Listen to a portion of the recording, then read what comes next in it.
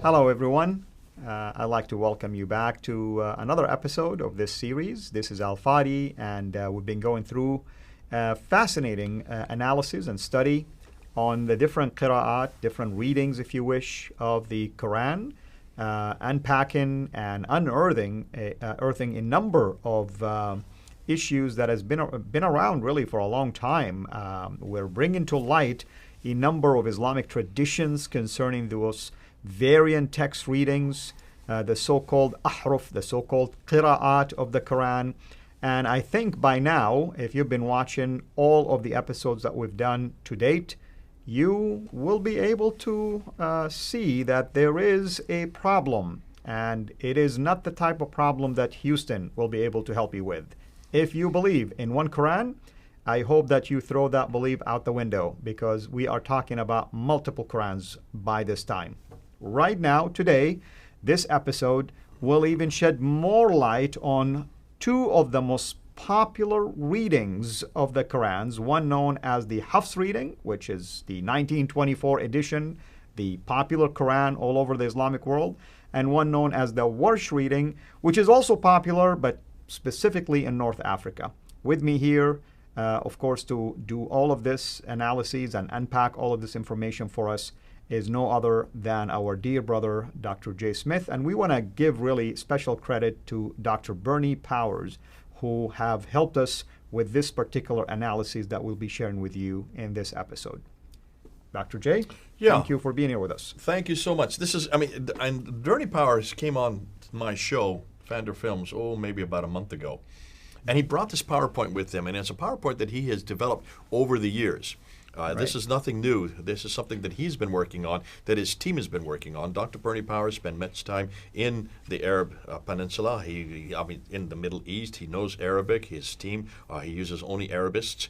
And they have been unpacking. And the reason why they want to look at these two books is because, let me just bring them here. Here's the one right here. This is the Warsh. Yeah, that's the Warsh, and this is the Hafs. So these are the two right here. As you said, this is very popular in North Africa, and this is very popular. Let's get it right side up. This is very popular in the rest of the world. And these are the two most popular books. Right. So it stands to reason that you really need to look at these two books, which is fascinating because neither of these are readers. Neither of these are part of They're just transmitters. 10. These are not part of the 7 or of the 3, which are the best of the best and the creme de la creme. These are nothing more than transmitters. These are nothing more than the rawis, who come later. They're much more insignificant, yet they are the most popular, and this is the canonical one. One from Kufa? This one is actually he is from Egypt. Well, I'm sorry, I mean, he is from Kufa. Hafs from Kufa, Warsh from Egypt. Warsh from Egypt. Right. He should be from Medina because he's from the line of Nafi. He is from the family of Nafi. He is from the stable of Nafi. But he's not even from where Nafi is from. And if anything, the Nafi would be Medina. Therefore, it would be Qurayshi. This is not Qurayshi. And we don't know, of course, if Nafi read it the way Warsh is reading it. That's right. And he is not Qurayshi. Remember, we looked at those differences. We looked at some variants. We saw how sometimes Warsh made a mistake and sometimes Hafs made a mistake, grammatical mistakes. So both of these are incorrect. And we just looked at one or two. There are many other mistakes that they both made.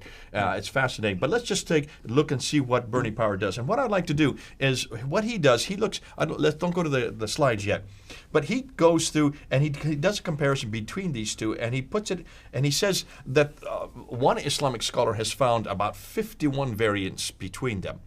Well, these Islamic scholars haven't done their homework very well because Bernie Power and his team has found over 5,000 variants.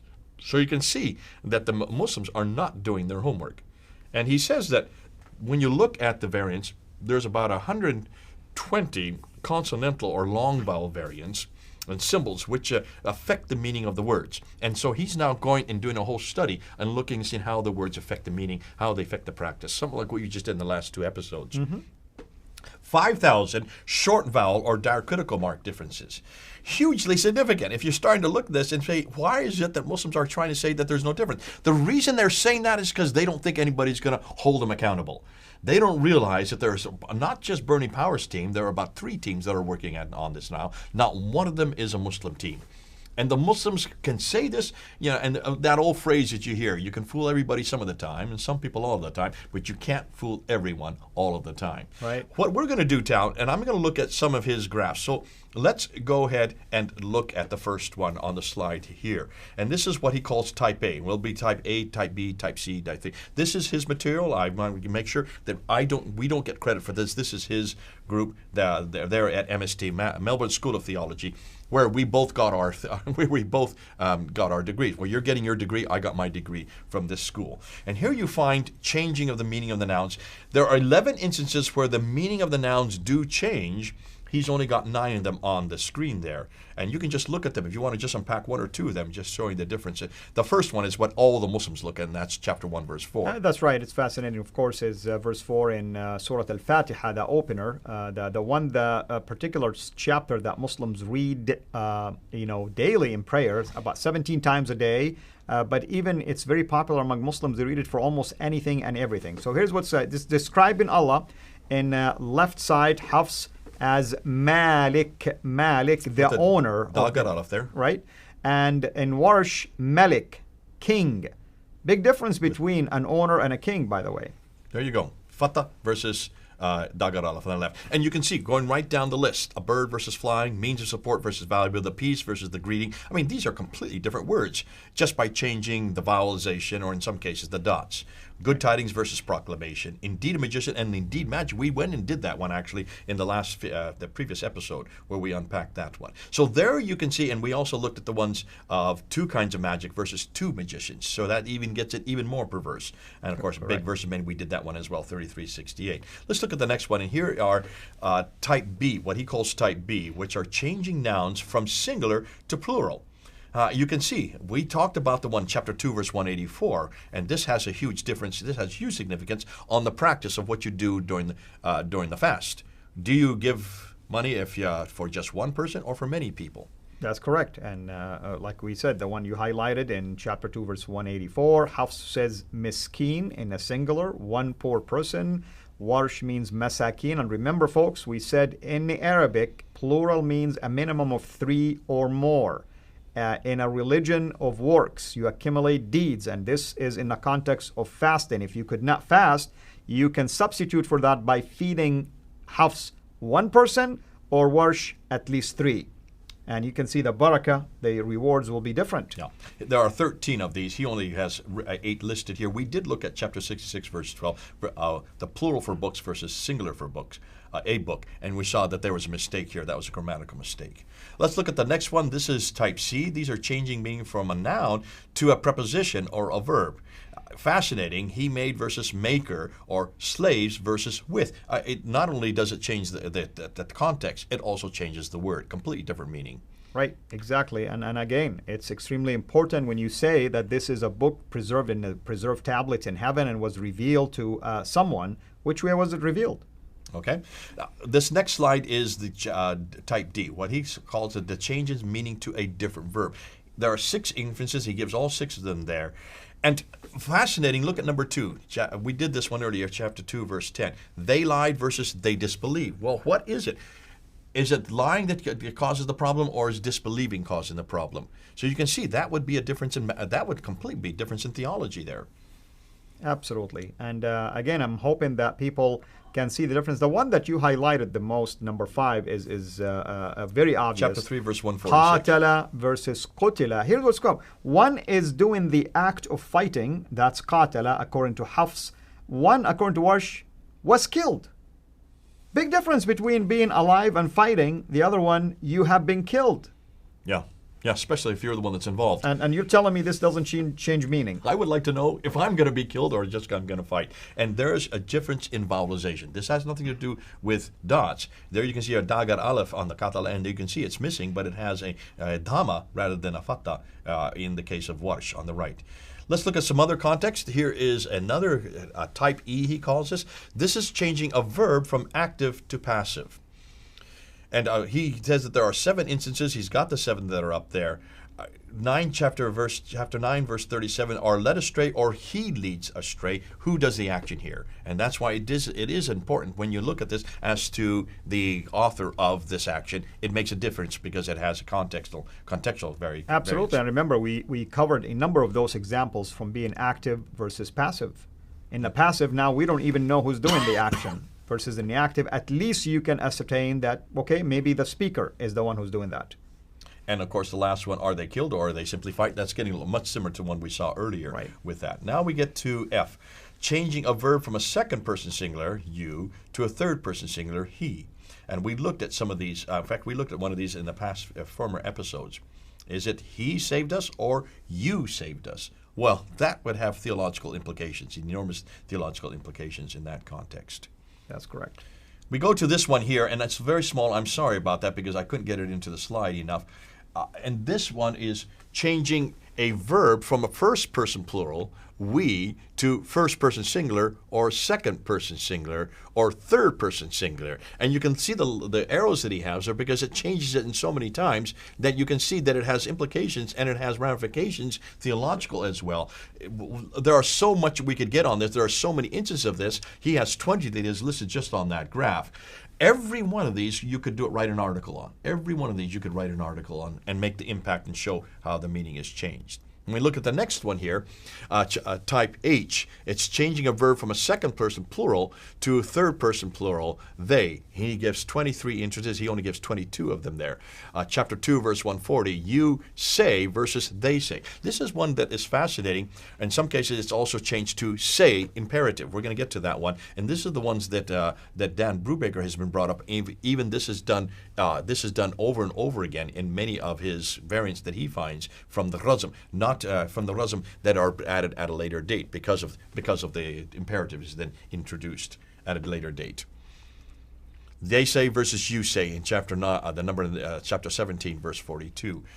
I want to look at this one. This is the type I, changing from masculine to feminine. Now, in some cases, this actually gives grammatical incorrect because masculine plural is always with a human, whereas feminine plural is always with an object. In some cases, we don't have time to unpack them here, but there are many instances where Bernie Power shows that this is a grammatical mistake by doing this. Correct. And a lot of times, it's not just only on Wash, it's also done on the Huff side. Huffs makes this mistake, so does Wash make this mistake. Whether or not they weren't aware of this grammatical rule or not, I don't know. But it's fascinating that this is not consistent only on one side. And then we get to type J, which is changing a statement to command. Here is the imperative versus statement. I don't know if you want to look at any of those. He said versus say. One is kala, the other is kul. You can see that the dagar aleph is taken out, and so is the fatha and replaced with the dama. And of course, it has a fascinating because Dan Brubaker does look at quite a few of these in his own contexts. I mean, Jay, to change a verb from just sharing about a narrative and the verb is in a present or a past tense versus becoming a command now, I'm commanding you to do something, the context itself can change. Not only that, but it's the meaning, I should say. In some cases, he said that's a person. To say, that's God saying it. So it's either a person that's making the command, or it is God that's making the source of the command. Yeah. And that's why when we've looked at these, and we have shown it, it really does change the theology. If God's saying it, that's a lot different than if just one person is saying it. Exactly. And we'll end with this one here, and this is the change of meaning, a different letter for a conjunction with a similar meaning. Now, looking at it face by face, it looks like they're exactly the same until you look at the reference, or until you look at the writing itself. The writing changes, yet the context stays much the same. Exactly. Now, folks, let me just look at this, folks. You looked at all of the schedules that we've been showing you, the tables in this case. Every single one of those lines represents a different reading. Therefore, I would argue it's a different Qur'an. Don't tell me it's the same Qur'an that is preserved in heaven. It's impossible that it was preserved in all of these ways. And even it's impossible that the Prophet of Islam revealed it in all of these ways. Who did he reveal it to, these different ways? If Omar himself was surprised to discover this later on, before probably the death of the Prophet, around maybe a couple of years before he died, then we have a problem here. I mean, was that tradition even accurate? Was it just invented just to try to, water down the issue, the problems that Ibn Mujahid had to deal with, and later on others had to deal with? So you can see that you don't tell me this is one Quran. Every line represents a different Quran. Why? Because if you believe that not a single letter changed, not a single word changed, not a dot, not a diddle, you know what? Every line represents a change. Therefore, you have a different Quran. Is it a jiddle or is it a diddle? Right a there. Diddle, it changes the context right there. Your example by accident. A tiddle. We're going to end with just this last picture here because this is the picture where that all started. This is a picture. I'm not going to give you I'm not going to show you the video. You can go up on Vander Films and see the video. All we had to do is hold those 26 up. Back in 2016. We didn't have to do anything more. We didn't even have to unpack them. And you can see the enormous reaction we got. People were throwing things at us. They tried to grab the papers out of our hands. The third time we did this, they didn't even want us to leave the corner with those Qur'ans. Those Qur'ans, and they're saying they don't belong to you. How dare you take them? They are our Qur'ans. As if suddenly they own them because somehow, because they are in Arabic and there's their holy book, that they had right to them. What they were really trying to say is, we don't want you to show this anymore. We do not want this. We do not want this to go out to the public sphere, without realizing that you can't do that in the 21st century anymore. In the 21st century, everything gets filmed. Everything gets put up on the internet. And with the internet, it goes all over the world. It did not do any good for Muhammad Hijab to say, come, leave, don't watch this. Do not hear what they're saying. Even he was so disturbed that he had to, a number of months ago, had to go and ask Yasir Qadhi, how do you deal with this? I am not able to come up with an answer to this. And he put his hand out there. Now, can you imagine if he put his hand out there and just asked simply between the Warsh and the Hafs, which one is it? Which one is it? The Warsh or the Hafs? If he just asked for those two, 5,000 differences, I don't even think Muhammad Hijab knows that there are 5,000 differences. I don't think he's ever had anybody tell him this before. All he wants to talk about is chapter 1, verse 4, Maliki versus Maliki, because that's the only one I've ever heard Muslims comment. Well, it's no difference between owner of the day or the king. Folks, that is only one of 93,000 of them. Right. And so it's fascinating for Muslims. If you're going to make these claims, support them. If you're going to say there's one Quran, source it. Please stop wasting our time saying that these books are exactly the same. You see now, we've just given you 11 different categories of 5,000 instances where they are different. They do change the meaning. And if these are the two most popular you have, and there are 30, there's another 28 on top of this, and you cannot, if you haven't even looked at these, then you must be careful of what you say in public. We're going to hold you accountable. And as long as we continue to hold you accountable, you're going to have to come up with a response. Right. And what I want to show is an important thing here, and hopefully we can zoom in a little bit. Folks, they're telling you this Quran is according to the narration of Warsh. What does that tell you? This Quran is according to the narration of Warsh, which means there is other narrations, which is the case. I mean, if you look at all those samples that Jay has been showing you, each one of them, at least I respect the people who put this together. They're being honest with you. They're telling you this is according to this reading, according to this particular narration. You'll see this identification. Notice the narrator is the bottom, the reader at the top. The reader at the top, right there. In this case, it's the other way around, because this this is a reader, these are the narrators. Right. So Exactly. the smaller ones are the narrators, the bigger ones are the readers. They even make a distinction Exactly. between the bigger one are the better ones, the smaller ones are the lesser ones. Fascinating. Right. There's visually even showing you which is the most important. And you notice both the Warsh and the Hafs are the smaller. And thanks to small Jay, ones. of course, I invested a lot of money in buying all of those for my library now. Just this morning, I know. And I hope the rest of you do as well, but not because we want to have Qurans on our shelves. What we want to show is you cannot keep saying this in public anymore. You've got to now start owning this. And please, this is not from God. This is not from Muhammad. This is not even from Uthman. These only begin to appear in the 8th century, 736, up until 905.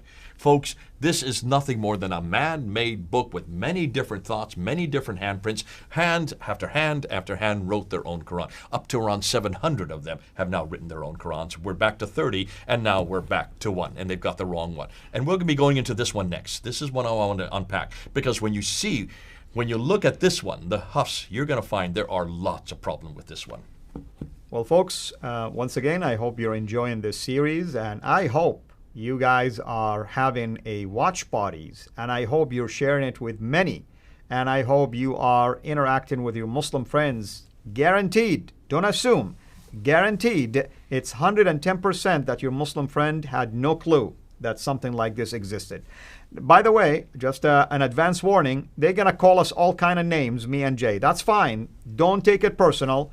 Let them investigate the issue. Forget about us. It's not about us. It's about them. Why do you think we're doing this, by the way? We're doing it for them, for their sake. I mean, I got nothing to gain. I found Jesus. Jay got nothing to gain. We both believe in the Lord and serve in Him. We want them to come to this beautiful camp of following Christ. It has nothing to do with me. I'm not going to earn good deeds on account of them converting. I can't convert a fly, by the way. Only God can do this. We want to share with you the truth, and we want to leave you with this information. You know why? Because one day, on Judgment Day, you'll be reminded that you watched this video, you watched the information, and you just basically shoved it aside, didn't want to do anything with it. And you know what? Only the truth will set you free. Until we meet again next time, have a blessed day. Thank you for watching this video. Be sure to like and subscribe to our channel, Sira International. Also, click on the bell so that you can receive notifications whenever we publish a new video or we go live. And I would like to appeal to you to consider becoming a Patreon patron by clicking on the link right below, and that way you can give towards the production of these videos.